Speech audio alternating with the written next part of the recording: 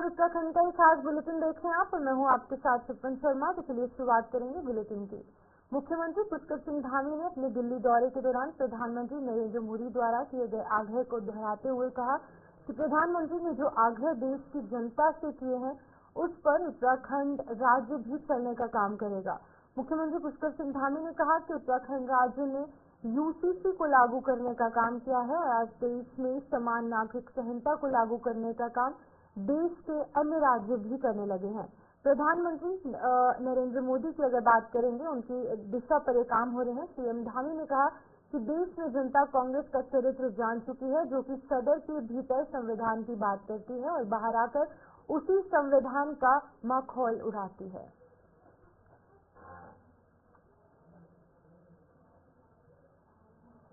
38वें राष्ट्रीय खेलों के शुभंकर और एंथम की बात की जाए तो उसके समेत 5 प्रतीकों का लॉन्चिंग कार्यक्रम आज शाम को महाराणा स्पोर्ट्स स्टेडियम कॉम्प्लेक्स में आयोजित होगा। राज्य के 4 शहरों में बड़ी स्क्रीन पर लॉन्चिंग कार्यक्रम का सजीव प्रसारण होगा। भव्य आयोजन की तैयारियों के लिए खेल मंत्री रेखा आर्य ने शनिवार को उच्च स्तरीय बैठक की। उसके बाद कार्यक्रम स्थल का निरीक्षण किया गया। समारोह में राष्ट्रीय खेलों के लोगो, शुभंकर, एंथम, जर्सी और टॉर्च की लॉन्चिंग की जाएगी। कार्यक्रम में मुख्यमंत्री पुष्कर सिंह धामी, केंद्रीय खेल राज्य मंत्री रक्षा और भारतीय ओलंपिक संघ के अध्यक्ष पीटी ऊषा और खेल मंत्री रेखा आर्य शामिल रहेंगे। इस दौरान 2000 से ज्यादा खिलाड़ी और युवाओं के शामिल होने की उम्मीद है। खेल मंत्री रेखा आर्य ने बताया कि आयोजन को भव्य बनाने की तैयारी की गई है। स्टेडियम के अंदर बड़ी स्क्रीन लगाई जाएगी।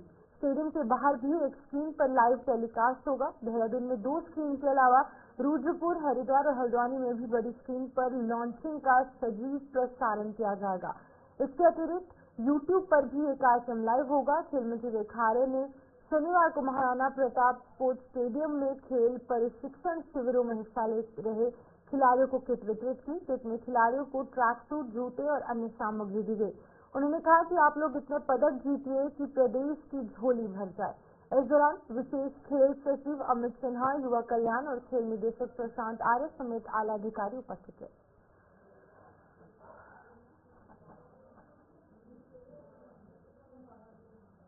वहीं प्रदेश में निकाय चुनाव को लेकर आरक्षण की स्थिति स्पष्ट हो चुकी है। आरक्षण तय होने के बाद दावेदारी भी की जा रही है। भारतीय जनता पार्टी के अंदर भी भारी संख्या में दावेदार आ रहे हैं, जिसको लेकर सांस्कृतिक राज्य मंत्री मधु भट्ट ने कहा है कि दावेदारों की संख्या तो पार्टी में काफी है, क्योंकि सभी पार्टी संगठन के लिए कार्य करते हैं और धरातल पर उतरकर लोगों के बीच में जाकर कार्य करते हैं। इसीलिए दावेदारी भी की जा रही है। लेकिन आखिर में जिसको टिकट दिया जाएगा, सब मिलजुल कर उसके लिए कार्य करेंगे। क्योंकि संगठन के लिए काम करते हैं, जनता के बीच में काम करते हैं, तो अभी सभी दावेदार हैं, लेकिन अंत तो गठबंधन पार्टी जिसको टिकट देती है सभी मिलकर उसके लिए उसके साथ खड़े होते हैं और उसके लिए एक तरफा जनता के बीच में जाते हैं, उसको जीत दिलाते हैं। क्योंकि कांग्रेस का तो कहीं भी दूर दूर तक अगर मैं कहूँ कि उनके पास कार्यकर्ता भी हैं कि नहीं है, अगर उनकी कोई ऐसी मुझे लगता नहीं है कि जनता के बीच में कोई पकड़ होती है। लेकिन जहाँ तक उम्मीद है हमारी जो है, हमारी पार्टी का प्रत्येक कार्यकर्ता जनता के बीच में रहता है, सेवा भाव से रहता है। हमको जो जिम्मेदारी मिलती है उसमें हम काम करते हैं और जिसको भी जिम्मेदारी मिलेगी वो काम करेगा। किसी नहीं, नाराजगी तो कहीं किसी ने अभी तक सामने नहीं आई है। सबने अपनी बात रखी है और संगठन ने भी समय दिया है कि अपनी बात को रखें। आप उसमें अगर आप किसी को आपत्ति है किसी भी प्रकार की, तो वो अपनी उत्तराखंड में सड़क हादसों का सिलसिला जारी है। आज सुबह कालसी चक्राता मोटर मार्ग पर एक दर्दनाक सड़क हादसा पेश आया। चामतचील के पास एक कार चालक नियंत्रण से बाहर हो गई और खाई में जा गिरी। दुर्घटना में कार चालक LIC कर्मी की दर्दनाक मौत हुई। वहीं उसकी पत्नी को गंभीर रूप से उसकी पत्नी हुई है। घायल महिला को जिला अस्पताल विकासनगर में उपचार के लिए भर्ती किया गया है। जानकारी के अनुसार विकासनगर निवासी 55 वर्षीय मायाराम पवार पुत्र परम सिंह पवार सुबह अपनी पत्नी सुशीला पवार के साथ निजी कार से कालसी स्थित अपने गांव कनबुआ में सिलगुर विजिट मंदिर के दर्शन कर घर लौट रहे थे और इसी दौरान चामतचील के पास कार अनियंत्रित हो गई और खाई में जा गिरी। कार के खाई में गिरते ही दरवाजा खुलने से मायाराम पवार की पत्नी छिटक कर बाहर गिर गई और झाड़ियों में फंस गई। चालक कार समेत खाई में जा गिरा। सूचना मिलने पर मौके पर पहुंची एसडीआरएफ की टीम ने बचाव अभियान चलाया।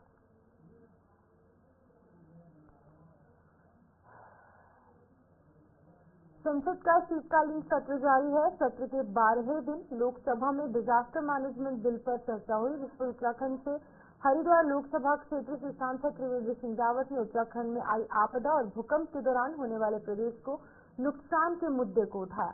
सांसद त्रिवेंद्र सिंह रावत ने लोकसभा स्पीकर के सामने रुद्रप्रयाग से लेकर हरिद्वार तक गंगा से होने वाले किसानों के नुकसान के मुद्दे को भी उठाया। त्रिवेंद्र सिंह रावत ने कहा कि ये लगातार देखने के लिए मिल रहा है कि कुछ माफिया किस्म के लोग अवैज्ञानिक तरीके से खनन कर रहे हैं। ये पर्यावरण के साथ साथ हरिद्वार के लिए भी सही नहीं है। त्रिवेंद्र सिंह रावत द्वारा उठाए गए इन मुद्दों को लेकर कांग्रेस प्रवक्ता प्रतिमा सिंह ने कहा है कि भारतीय जनता पार्टी के अंदर आपसी कल काफी ज्यादा अधिक है। त्रिवेंद्र सिंह रावत का सदन में अपनी सरकार के खिलाफ बयान देना बहुत कुछ संदेश देता है। उन्होंने कहा कि लैंसडाउन के विधायक ने भी धामी सरकार के विरुद्ध आवाज उठाई थी। देखिए, बिल्कुल सदन में जिस तरीके से त्रिवेंद्र सिंह रावत जी ने कल भारतीय जनता पार्टी, जो उनकी खुद की पार्टी है, उसकी ही सरकार पर निशाना साधने का कार्य किया, ये दर्शा रहा है कि भारतीय जनता पार्टी उत्तराखंड हो या उत्तर प्रदेश हो, कहीं भी उनके घर में कुछ ठीक नहीं है। All is not well in Uttarakhand Bharatiya Janata party. देखिए, क्योंकि जिस तरीके से आप सदन में कह रहे हैं कि उत्तराखंड में जो खनन माफिया हावी है, तो आप किसको कह रहे हैं? आप अपनी ही सरकार को कह रहे हैं। और बिल्कुल इसी क्रम में आप देखिए, क्या भारतीय जनता पार्टी के पूर्व अभी आपने देखा लॉकडाउन के विधायक थे, उन्होंने भी पुष्कर सिंह धामी की नीतियों के खिलाफ खुल के बोला। उन्होंने तो सदन से बहिष्कार तक की बात कर दी, चाहे पूर्व मुख्यमंत्री त्रिवेंद्र सिंह रावत जी क्यों ना हो। उन्होंने अभी अपने ही जो है नेताओं के खिलाफ आप बोला था अपनी कमेटी में कि आप कोई भी निर्णय लेने से पहले जो है वरिष्ठ नेताओं से सलाह मशवरा करें। इसका मतलब है कि किस तरीके से जो भारतीय जनता पार्टी के वरिष्ठ नेता हो गए, विधायक हो गए, सांसद हो गए, वो पुष्कर सिंह धामी की कार्यकारिणी जो है, कार्य प्रणाली जो है, उससे संतुष्ट नहीं है, खुश नहीं है। इसी क्रम में त्रिवेंद्र सिंह रावत जी का ये बयान बहुत बड़ी बात बताता है। अभी मार्च 2023 में कैग की एक रिपोर्ट आई थी। उस कैग की रिपोर्ट में साफ जिक्र किया था कि 2017-18 और 2020-21 में 35 लाख टन की बात करी थी उन्होंने, जिसमें करीब 47 करोड़ जो रुपया था वो नुकसान की बात करी खनन में, जो एक अवैधानिक तरीके से जो खनन हो रहा था उसकी बात की है। तो धामी जी ये जवाब दे कि ये पैसा जो सरकार की, जो राज्य की जनता। राष्ट्रीय विधिक सेवा प्राधिकरण नई दिल्ली और उत्तराखंड राज्य विधिक सेवा प्राधिकरण नैनीताल के तत्वावधान में न्याय भवन गोपेश्वर में आयोजित राष्ट्रीय लोक अदालत में 309 वादों का आपसी सुलह समझौता के आधार पर निस्तारण किया गया, जबकि विभिन्न मामलों में 2 करोड़ 80 लाख से अधिक की वसूलियां की गई। जिला जज विद्यांचल सिंह की अध्यक्षता में आयोजित राष्ट्रीय लोक अदालत में जिला न्यायालय गोपेश्वर सहित करमप्रयाग, गैरसैन्य, थराली और जोशीमठ के न्यायालयों ने भी भाग लेकर अपने अपने न्यायालयों में लोक अदालत आयोजित कर विभिन्न प्राकृतिक और प्रकृति के वादों का निस्तारण किया। लोक अदालत में विभिन्न प्रकार के आपराधिक वाद, भरण पोषण, बैंकों की वसूली, मोटर दुर्घटना प्रतिकर वाद, एनआई एक्ट, वाहन चालन सहित प्रकृति वादों का निस्तारण आपसी सुलह समझौते के आधार पर किया गया। में राष्ट्रीय लोक अदालत का आयोजन किया गया। इसमें 71 जो मुकदमे थे हमारे विभिन्न न्यायालयों में, जनपद चमोली में, उनका समझौते के आधार पर निस्तारित किए गए और इसमें 1 करोड़ 41 लाख 73,586 रुपए का जो है वो अमाउंट जुर्माना जो है वो प्राप्त किया गया। प्री लिटिगेशन के जो 238 मामले जो है निस्तारित हुए और इसमें 1 करोड़ 38 लाख 1,38 लाख रुपए जो है। बांग्लादेश में हिंदुओं पर हो रहे क्रूर अत्याचार, बलात्कार, साधु संतों के साथ हो रहे अमानवीय अत्याचार जैसे घटना से शुद्ध होकर श्रीमद् भागवत कथा व्यास आचार्य रामचंद्र स्वयं की चिता जलाने शमशान घाट पहुंच गए। आचार्य रामचंद्र के इस कदम को लेकर हड़कंप मच गया। शक्ति फार्म सुरेंद्र नगर शमशान घाट में सुबह 9 बजे से पुलिस और खुफिया तंत्र पहुंचकर आचार्य रामचंद्र राय को चिता में प्रवेश करने से रोक दिया गया। पुलिस प्रशासन और विश्व हिंदू परिषद बजरंग दल के प्रखंड अध्यक्ष तथा उनके समर्थकों ने बमुश्किल उन्हें समझा बुझाकर शमशान घाट की चिता से बाहर निकालकर सकुशल उन्हें उनके आवास में पहुंचाकर सांस ली। 4 घंटे में प्रशासन के हाथ पैर फूल गए। उधर रामचंद्र राय ने पक्ष और विपक्ष की घोर निंदा करते हुए कहा कि देश केवल विश्व हिंदू परिषद राष्ट्रीय स्वयं सेवक के हाथों में सुरक्षित है। विरोध तो चीन का करता हूँ, तो कट्टरपंथी है, वही देश इससे क्रूर अत्याचार से बांग्लादेश में हो रही जो क्रूर अत्याचार है उससे मन बड़ा आहत, हृदय बड़ा दलित है। और ये आज से नहीं हो रहा, विगत 4 महीनों से हो रहे हैं। मैंने राष्ट्रपति महोदय को, प्रधानमंत्री को, विभिन्न प्रशासनिक अधिकारी को विभिन्न माध्यमों से उनको चिताया, लेकिन बांग्लादेश में बहू, बेटी, माँ, बहनों के साथ इस प्रकार से बलात्कार की घटना ने बिल्कुल तोड़ दिया है। जिस प्रकार से आज पूरे सनातन धर्म के ऊपर अत्याचार हो रहे हैं उससे बड़ा मन आहत हुआ है। तो बैठने के लिए कोई जगह कहाँ मिले? चौराहे पे तो बैठ नहीं सकते, तो शमशान में बैठ गए, क्योंकि मुर्दों का जो घर होता है वो शमशान होता है। तो सनातन धर्म आज बिल्कुल ऐसा मुझे लग रहा है कि मैं सनातन हूँ, हिंदू धर्म का हूँ, और मुझे लगता है कि मुझे मुर्दा घर में ही रहना चाहिए, क्योंकि मेरी शासन नहीं चल पाए। अत्याचार हो रहे, प्रधानमंत्री को, भारत सरकार को ये चेताने के लिए आज शमशान में मुझे बैठना पड़ा, ताकि भारत सरकार चेते और बांग्लादेश में हमारे माता बहनों के ऊपर हो रहे पूरे अत्याचार को रोक पाए, शांति में। इसीलिए हम लोग आज शमशान में बैठे और पूरे देश में हम ये मैसेज देना चाहते हैं कि अंततः एक हिंदू को, हिंदू समाज को आज शमशान में बैठ के अपनी बात को सरकार के साथ करनी पड़ रही है। इसलिए आज हम लोग शमशान में बैठे हैं। वहीं पचरादून यमुना नदी में खनन पट्टे आवंटित किए गए हैं। वहीं हाईकोर्ट के निर्देशानुसार यमुना नदी में मशीनी खनन पर रोक लगी है, जिस पर अभी उप जिलाधिकारी विकासनगर के द्वारा कार्रवाई भी की गई और यमुना नदी में लगे जेसीबी, पोकलैंड आदि मशीनों को यमुना नदी में खनन करने पर वहां से हटाया गया। आपको बता दें कि यमुना नदी के डाक पत्थर बैराज पर एक खनन पट्टा आवंटित किया गया है। यहाँ से ओवरलोड ट्रैक्टर ट्रॉली खनन कर निकल रहे हैं, जिस पर कि प्रशासन कोई ध्यान नहीं दे रहा। जनसंघर्ष मोर्चा के पिन्नी शर्मा ने कहा है कि आए दिन इन ओवरलोड ट्रक ट्रॉली से दुर्घटना का खतरा बना है और प्रशासन चैन की नींद सोया हुआ है। ओवरलोड वाहनों पर कोई कार्रवाई नहीं हो रही है।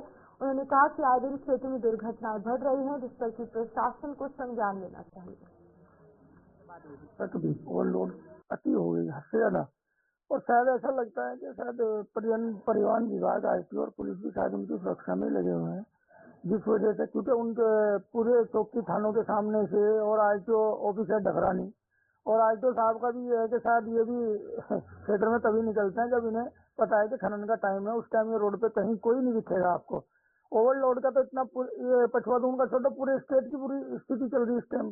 कहीं भी आप देख लो ओवरलोड की, तो पूरे उत्तराखंड में ही, और अधिकतर खनन के वाहन जो ये मौत का सामान लेकर रोडों पे चल रहे हैं, ऐसे चलते हैं जैसे कोई उन्होंने बम रखा हो ट्रक में या ट्रैक्टर में, जिन्हें इतनी गति है, इनके सामने कोई भी आ जाए उस टाइम, ये इनके सामने अगर कोई आ जाए तो ये ब्रेक भी लेंगे उसके बाद भी, और ये आदमी को मारेंगे ही मारेंगे। और इससे खनन, अवैध खनन से कई क्षेत्र में मौत हो चुकी, कई बार जाम भी हो गया, धरना प्रदर्शन, पर इनके कारण पे कोई जू नहीं रही थी।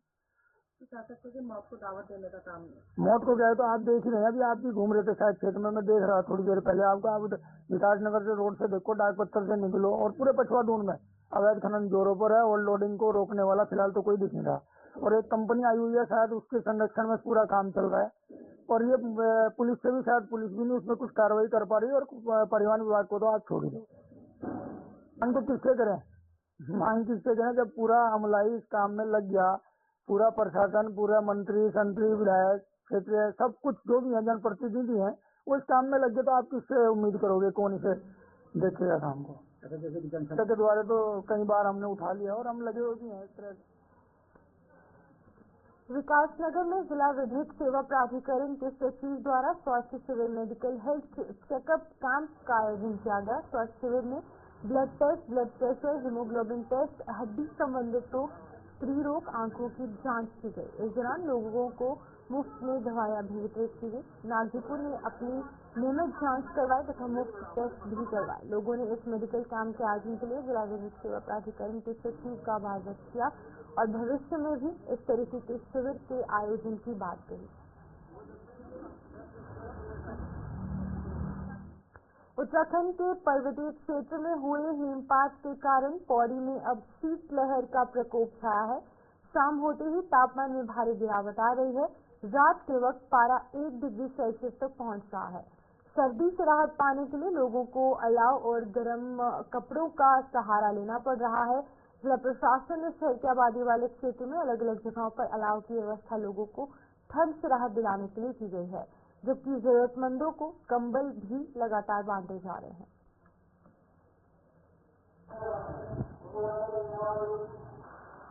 अभी कोल्ड वेव के तरह होने के बाद हमारा पालिका नगर क्षेत्र में पालिका के द्वारा लगभग अभी 4 जगह और एक भी जगह हम एक्सटेंड कर रहे हैं, अलावा हो रहा है।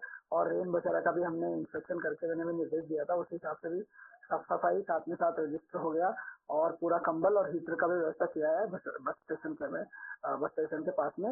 मैं आपके द्वारा ये सभी नगरवासियों को ये जरूर बोलता हूँ कि कोई बाहर से आने वाले लोग रेन बसेरा का सदुपयोग करें और साथ ही साथ रूरल एरियाज में गाँवों में हमारा तहसील के द्वारा कंबल का भी वितरण हो रहा है। पहाड़ी क्षेत्रों में जो बर्फबारी हुआ उसका असर जो है कि पौड़ी जिले में भी दिखाई दे रहा है। जैसे शाम होती है हम लोगों को जो है कि अलाव का सहारा भी लेना पड़ रहा है। बच्चों को सर्दी जुकाम का सीधा असर देखा जा रहा है। जैसे कि महिलाओं को चारा पत्ती लेने में काफी कठिनाइयों का सामना करना पड़ रहा है। गदरपुर विधानसभा के कालीनगर क्षेत्र में गदरपुर के विधायक अरविंद पांडे ने राज्य योजना के तहत 3 लिंक मार्ग को 2 करोड़ 25 लाख लागत के सड़क का शिलान्यास किया। इस दौरान विधायक अरविंद पांडे को ग्रामीणों ने जोरदार स्वागत और अभिनंदन किया। इस दौरान विधायक अरविंद पांडे ने नशे से दूर रहने के लिए ग्रामीणों को शपथ दिलवाई। इस दौरान क्षेत्रीय विधायक अरविंद पांडे ने कहा कि पहाड़ से कई हमारे भाई बहन पलायन करके आए हैं और यहाँ आकर बसे हैं। उनका सुख दुख हमें देखना हमारी प्राथमिकता है। विधायक होने के नाते हमारी सरकार ने प्रत्येक विधायक को अपने क्षेत्र में विकास के लिए 10 करोड़ रुपए की लागत की सड़कें दी जाती हैं प्रति वर्ष। उसी योजना के तहत इस चिंतापाड़ा की सड़क को भी 1 किलोमीटर की पैमाइश इसकी हुई थी, लेकिन मुझे ऐसा लगता है कि शायद 2-3 गली छूट गई हैं। मैंने विभागीय अधिकारियों को निर्देशित किया है कि 100-200 मीटर कुछ कमी भी हो तो 1 किलोमीटर की योजना के साथ साथ जो और भी शेयरिंग में जो पैसा बचेगा, जो गलियां बची हैं उसको भी साथ में ले लिया जाए। तो मुझे लगता है कि 1 करोड़ रुपए से ज़्यादा लागत की इस इलाके की सड़कें बनाई जाएंगी। और चिंतापाड़ा की जितनी सड़कें हैं काफ़ी दयनीय हालात में हैं। यहाँ के लोगों ने हमेशा आवाज़ उठाई, तो इनकी आवाज़ के क्रम में हमारी सरकार ने स्वीकृति दी है। आज इसका शिलान्यास हुआ है। मैं अपनी सरकार का धन्यवाद देता हूँ और साथ ही क्षेत्रवासियों को इसकी बहुत बहुत शुभकामनाएं। विजयनगर ग्राम सभा एक अपने आप में बहुत बड़ी ग्राम सभा है। इस ग्राम सभा में मुझे लगता है कि 12,000 से ज़्यादा मतदाता हो गए हैं और आबादी लगभग इसकी 25,000 के आसपास हो गई है। जो नए मतदाता हमारे यहाँ हैं, हमारे पहाड़ से अधिकांश हमारे भाई बहन पलायन करके आए हुए हैं। उनकी चिंता हमारी प्राथमिकता है। हमारी कोशिश है कि कोई भी शौक से अपना घर पलायन नहीं करता, लेकिन जो लोग पलायन करके आए हैं वो हमारे परिवार से लोग हैं। उनकी सुख दुखों की चिंता करना हमारी जिम्मेवारी है। तो इस ग्राम सभा में लगभग आज 4.5 किलोमीटर सड़क का आज शिलान्यास हो रहा है। 1 किलोमीटर 5 किलोमीटर लगभग 1 किलोमीटर 1.5 किलोमीटर नेताजी नगर में, 1.25 किलोमीटर 1.5 किलोमीटर चिंतापाड़ा में। एक तो नेता नगर से चालू है। नेता नगर जो मेन रोड से प्रेम सिंह गड़िया जी के घर तक 1 किलोमीटर से 1.5 किलोमीटर वो बन रहा है। उसके बाद चिंतापाड़ा में करीबन 1 किलोमीटर का इंटरलॉकिंग टाइल का है। यहाँ पे पानी की व्यवस्था देखते हुए यहाँ पानी भर जाता है, इसलिए यहाँ इंटरलॉकिंग टाइल किया गया है। बाकी विभिन्न आंतरिक मार्ग किया गया 2 किलोमीटर। ये कालीनगर बाजार में जितने भी गलियां हैं सबको पीसीसी द्वारा मार्ग निर्माण किया जाएगा और ये माननीय विधायक जी का अथक प्रयास से हुआ है और सभी इस ग्रामवासियों को मैं धन्यवाद देता हूं और विधायक जी का भी धन्यवाद देता हूं कि आप लोगों का रोड जो स्वीकृत हो गया, बहुत मेहनत के बाद अथक प्रयास किया विधायक जी ने। आप सभी को बधाई और धन्यवाद देता हूँ। ये जो है छोटी छोटी जो रोडें हैं पहले भी हमने कराया है। अगर 100-200 मीटर रोड कम पड़ जाता है तो बिलों में जैसे टेंडर का बिलो होता है उसको पूरा करके विधायक जी लेटर लिख के देते हैं, उसमें पूरा किया जाता है। तो लगभग विश्व प्रसिद्ध जागेश्वर धाम के पास कुमाऊं के पहले राजकीय सांस्कृतिक स्कूल खोलने की प्रक्रिया तेज हो चुकी है। स्कूल भवन निर्माण के लिए बिल्कुल ने 10 करोड़ रुपए की अनुमानित डीपीआर तैयार कर दी है। संस्कृति शिक्षा के सहायक निदेशक, राजस्व निरीक्षक, जागेश्वर मंदिर प्रबंधन समिति के लोगों और बिल्कुल की टीम ने प्रस्तावित भूमि का निरीक्षण किया। शुक्रवार तक भूमि का सर्वे पूरा कर रिपोर्ट अधिकारियों को भेज दी जाएगी। बजट स्वीकृत होते ही भवन निर्माण कार्य शुरू होगा और स्कूल तक पहुंचने के लिए अप्रोच सड़क भी बनाई जाएगी। स्कूल में आधुनिक विषयों के साथ साथ संस्कृत शिक्षा भी दी जाएगी। यहाँ साइंस लैब, कंप्यूटर कक्ष, लाइब्रेरी, खेल मैदान और अन्य सुविधाएं उपलब्ध होंगी।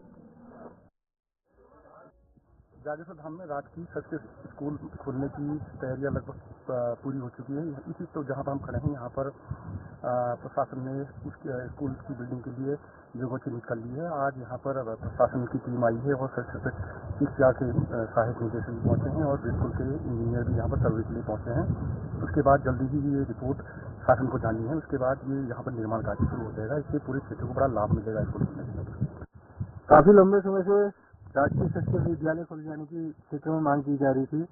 आज शासन प्रशासन की टीम तथा बिल्कुल के इंजीनियर यहाँ पर आए हैं। जमीन की चयन प्रक्रिया शुरू हो गई है। इससे दुगड्डा ब्लॉक अंतर्गत घनी आबादी वाले झवाना गांव सरकार और विधायक के प्रयास के बावजूद भी सड़क से वंचित है। सरकार की ओर से आमतौर से झवाना गांव तक के लिए 5 किलोमीटर सड़क स्वीकृत की गई है, लेकिन वहीं अन्य गांव के ग्रामीणों के हस्तक्षेप के कारण झवाना गांव के लिए सड़क सपना बनकर रह गई है।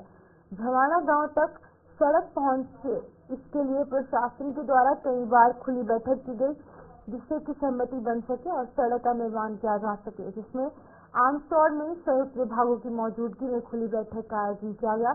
बैठक में झवाना गांव तक सड़क पहुंचाने के पक्ष में 177 ग्रामीणों ने अपनी सहमति जताई, वहीं दूसरी तरफ 45 ग्रामीणों ने आपत्ति दर्ज करवाई है, जबकि आपत्ति दर्ज करवाने वाले ग्रामीणों के गांव तक सड़क पहले ही पहुंच चुकी है। आपत्ति दर्ज करवाने वाले जो ग्रामीण है उनकी मांग है कि सड़क को दूसरे अलॉयमेंट के साथ जोड़ा जाए, जिससे कि अन्य गांव की भी इस सड़क से जो है वो जुड़ पाए। अगर अलॉयमेंट चेंज होता है तो झवाना गांव तक सड़क नहीं पहुंचेगी, जबकि शासन की ओर से झवाना गांव के लिए 5 किलोमीटर सड़क प्रस्तावित की गई है। हमारे आम तौर से कम से कम 4-5 किलोमीटर दूर के गांव है और सारे बच्चे स्कूल में दुगड्डा इंटर कॉलेज में पढ़ाई के लिए इंटर कॉलेज में जाना पड़ता है। दुखी बीमार आदमी जो आते हैं उनके बड़ी दिक्कत परेशानी होती है। रास्ते से आप इसलिए पिछले 2 साल से आप जाके माल झील रहे, रास्ते नहीं, और रोड अगर ये नहीं बनती तो बहुत दिक्कत वाली बात है। ये सारे लोग अभी झवाना से इतना पलायन नहीं हो पाया इतना जितना होना चाहिए था, क्योंकि अभी गाँव में भरपूर लोग हैं और इन लोगों को अगर सुविधा दी जाए तो निश्चित ही लोग पलायन रुकेगा और इन गाँव के लोगों की समस्या हल होगी। तो ज़्यादा आप ये भीड़ देख के आप देख ही रहे होंगे कि यहाँ पे इतने ज़्यादा जनमानस इकट्ठा हो रखा है, तो इनकी मांगे हैं, इनकी मजबूरी है, ये आशा है और इन आशाओं पे अगर ये सरकार द्वारा पहल होती है तो बहुत अच्छी बात है। विवाद की बातें कुछ नहीं, इसमें समाधान की बातें हैं, समाधान हो जाए तो कोई दिक्कत वाली बात नहीं और ये रोड होना बहुत जरूरी है। ये हमारी आम तौर से झवाना के लिए रोड सैंक्शन हुई थी 5 किलोमीटर के लिए और इसका हम लगभग 4 बार सर्वे करा चुके हैं। तो 2 सर्वे तो हमारा जियोलॉजिस्ट ने रिजेक्ट किए थे, 3, और एक जो इसमें सहमति बनी थी वो सर्वे है जियोलॉजिस्ट से भी हो गया, अलाइनमेंट भी सैंक्शन हो गया, लेकिन अभी कुछ लोग उसमें विवाद कर रहे हैं। तो उसमें ही आज फिर मीटिंग बुलाई गई थी कि कोई सहमति बन पाए, लेकिन लग नहीं रहा है कोई सहमति होगी। अब देखते हैं कैसे। तो चलिए इस बुलेटिन में फिलहाल इतना ही। मुझे दीजिए इजाजत और आप बने रहिए गुलिस्तान न्यूज़ के साथ।